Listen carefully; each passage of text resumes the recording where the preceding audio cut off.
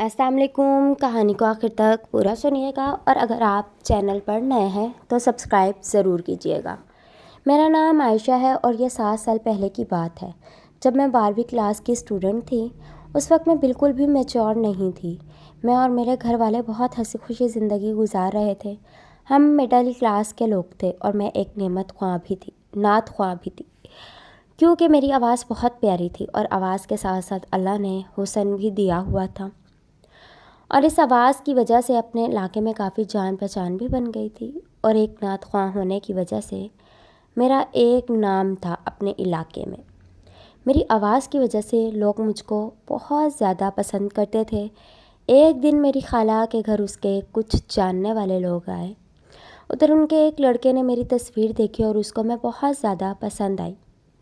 وہ لوگ کافی زیادہ امیر تھے. اس لڑکے کے گھر اس کا ایک والد تھا اور وہ 6 بہنوں کا ایک بھائی تھا اور وہ عمر میں مجھ سے 20 سال بڑا تھا لیکن شکل و صورت سے لگتا نہیں تھا کیونکہ وہ کافی امیر تھے ان کی فیملی اور وہ خود انگلینڈ میں رہتے تھے. اس نے میری خالہ کو فورس کیا کہ وہ اس کے رشتے کی بات میرے گھر والوں سے کرے.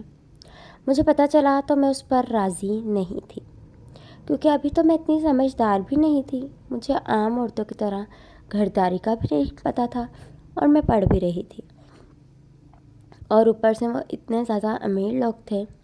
ہمارا ان کے ساتھ کوئی لیول بھی نہیں تھا اور میں ابھی شادی بھی نہیں کرنا چاہتی تھی.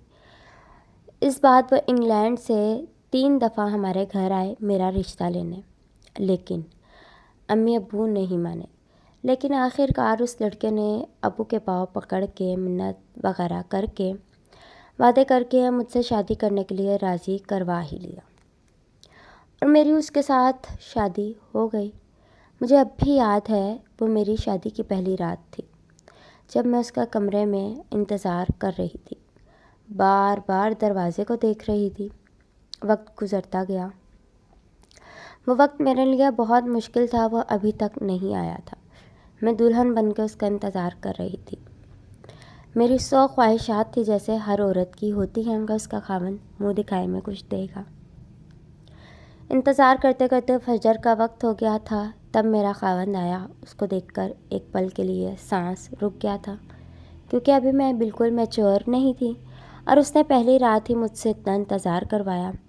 خیر اس نے مجھ سے بات کرنے سے پہلے دعا سلام کیا اور اس کے بعد اس نے مجھ سے کہا کہ میں آپ کو کچھ بتانا چاہتا ہوں کیونکہ ہمارا رشتہ جھوٹ سے شروع نہیں کرنا چاہتا. میں اچانک پریشان ہو گئی کہ ایسی بھی کیا بات ہے. پھر اس نے مجھے بتایا کہ میں اس کی دوسری بیوی ہوں. اس نے انگلینڈ میں بھی شادی کی ہوئی ہے.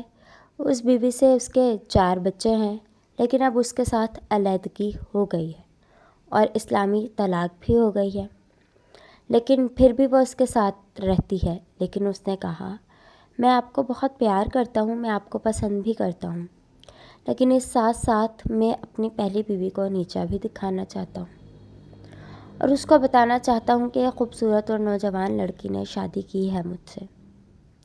اور ایک وجہ یہ بھی ہے کہ میری امی اس دنیا میں نہیں رہیں جس کی وجہ سے میرا باپ اکیلا ہوتا ہے. آپ اس کی اچھے سے دیکھ بھال بھی کر سکتی ہو اور میں آپ کو کوئی پریشانی نہیں آنے دوں گا. آپ کو خرچہ بھی دیتا رہوں گا. مجھے اب بھی لگ رہا تھا یہ سب ایک خواب ہے لیکن میں حقیقت سے نہیں بھاگ سکتی تھی. پھر اگلے دن ولیمہ تھا اور میری ایک نند نے میرا ہاتھ جلا دیا. وہ مجھے پسند نہیں کرتی تھی اور وہ یہ بھی نہیں چاہتی تھی کہ میں اپنے خاوند کے ساتھ رہوں اور اس کام میں میرا سسر بھی ان کے ساتھ شامل تھا. میری شادی تو امیر گھر میں ہوئی لیکن ان میں انسانوں والی کوئی بات نہیں تھی کیونکہ میں ایک غریب خاندان سے تعلق رکھتی تھی تو وہ مجھے ایسے سمجھتے تھے جیسے میں کوئی میراثی وغیرہ ہوں اور ہر روز مجھے غریب ہونے کا طعنہ بھی دیتے تھے. میرا خاوند پاکستان میں میرے ساتھ 15 دن رہا. اس کے بعد وہ واپس انگلینڈ چلا گیا. مجھے اپنے خاوند کے ساتھ کافی زیادہ محبت ہو گئی تھی کیونکہ وہ پہلا مرد تھا جو میری زندگی میں آیا. مجھے اس کے ساتھ اتنی زیادہ محبت ہو گئی تھی کہ میں نماز پڑھنے سے پہلے اس کے پاؤں یا اس کے شوز چومتی تھی. اگر میں نماز کے لیے کھڑی ہو جاتی اور وہ مجھے ایک آواز دیتا تو میں نماز چھوڑ کر اس کی بات سننے چلی جاتی تھی. میں شرک کے زمرے میں آ چکی تھی. میں کہتی تھی میرے لیے اوپر میرا اللہ ہے اور نیچے میرے لیے میرا خاوند میرا خدا ہے نعوذ باللہ۔ اگر مجھے معلوم ہوتا دروازے پہ وہ آئے ہیں تو نماز توڑ کے بھاگ جاتی تھی۔ بعض اوقات بنا دوپٹے بنا جوتوں کے اس کے لیے دروازہ کھولنے بھاگتی کہ وہ آئے ہیں۔ میں نے دادی کو کہتے ہوئے سنا تھا کہ خاوند مجازی خدا ہوتا ہے، اور میں نے صحیح معنوں میں اسے نعوذ باللہ خدا مان لیا تھا۔ اس نے کبھی مجھ میں دلچسپی نہیں لی تھی، اور لینا چاہتا بھی تو اس کی بہنیں لینے نہ دیتی۔ جب وہ پاکستان میں نہیں تھا تو میں اس کے واش کیے ہوئے کپڑے دوبارہ دھوتی اور ان سے باتیں بھی کرتی۔ میں اس کے کپڑے پڑے ہوئے شوز صاف کرتی رہتی۔ میرے لیے ان سب چیزوں کا کمرے میں ہونا اس کی موجودگی کا ایک احساس تھا۔ پہلے تو وہ مجھ سے ہر اتوار میں بات کرتا تھا اور وہ دن میرے لیے خوشی کا دن ہوتا تھا، پھر آہستہ آہستہ رابطہ نہ ہونے کے برابر ہو گیا، اور اس نے مجھ سے کہا تھا کہ والدین کے ساتھ رابطہ کم رکھنا۔ میرے لیے اس کا ہر حکم سر آنکھوں پر تھا۔ میں نے یہ سمجھ لیا کہ میرے لیے وہ مر گئے تاکہ میں رابطے کا دوبارہ سوچ بھی نہ سکوں۔ ان لوگوں نے نوکروں کی بھی چھٹی کروا دی تھی اور سارے گھر کا کام مجھ سے کرواتے تھے۔ میں کبھی اتنا تھک جاتی تھی کہ پورا دن واش روم میں بے ہوش پڑی رہتی تھی، اور میں اتنا پریشان رہتی کہ میں اس پریشانی کی وجہ سے بیمار ہو گئی۔ لیکن میرے سسر نے کہا کہ اگر آپ کو ڈاکٹر کے پاس لے کر گئے تو ہمارا خرچہ ہو جائے گا۔ وہ اتنے کنجوس تھے کہ ان لوگوں نے مجھے عام سے جوتے بھی نہیں لے کر دیے تھے۔ 8 ماہ گزر گئے مجھے، لیکن میں ہر وقت روتی رہتی تھی۔ وہاں پر میں اکیلی تھی، وہاں پر نہ میرا مائکہ، نہ میرا سسرال، اور نہ ہی میری کوئی سہیلی وغیرہ تھی۔ ہر وقت سہمی رہتی تھی، تو جب مجھے تکلیف ہوتی یا درد ہوتا میں قرآن پاک کو تفسیر کے ساتھ پڑھنا شروع کر دیتی تھی۔ میرا قرآن پاک کے ساتھ بہت زیادہ لگاؤ ہو گیا تھا۔